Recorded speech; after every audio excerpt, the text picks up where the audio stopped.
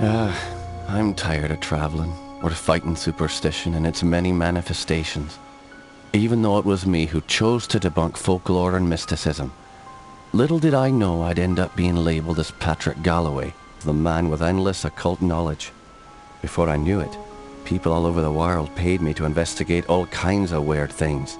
As long as they paid me, I'd look into it.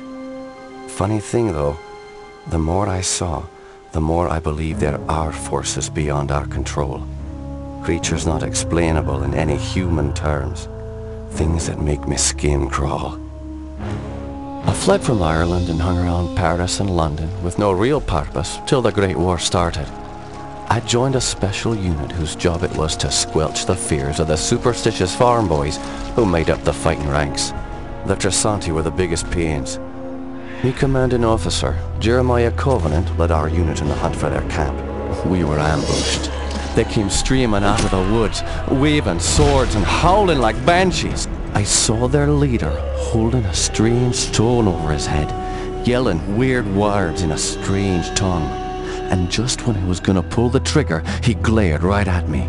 A bright green flash came from his hand, and it bowled me over as my gun went off. I woke up in a hospital bed with severe burns. They told me Jeremiah and the unit had gone on without me, but he'd given me the shaman stone to keep.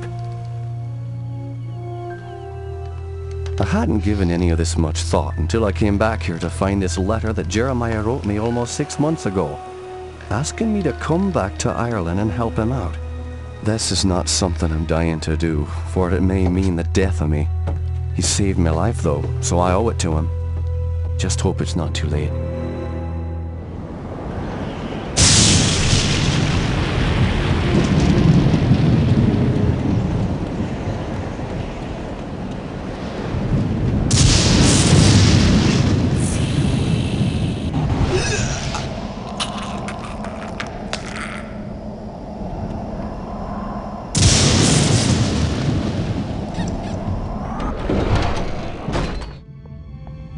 I'm Patrick Galloway, a friend of Jeremiah's. Sorry it took me so long to get here. His letter said it was most urgent.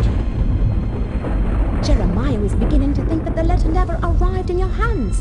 He's been quite anxious to see you. We've all been quite worried. Jeremiah's now bedridden. Follow me and I'll show you to his living quarters. I apologize for the look of the house, but there's only a skeleton crew of servants now. Jeremiah let go of everyone else, and the house is much too large for us to clean. Because we've lost electricity to most parts of the house, we can only maintain the living quarters.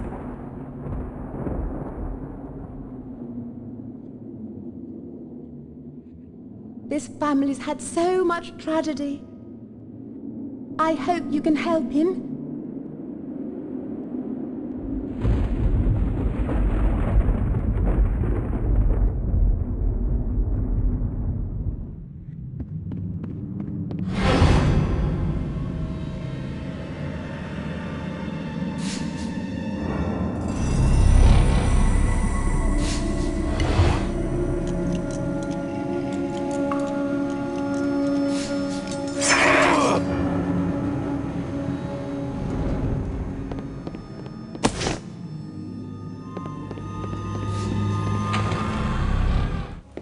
Patrick, you made it. At your service, Jeremiah. Sorry for the delay, but I've been abroad. What happened to you? It seems I've come under the watchful eye of the Reaper, my friend.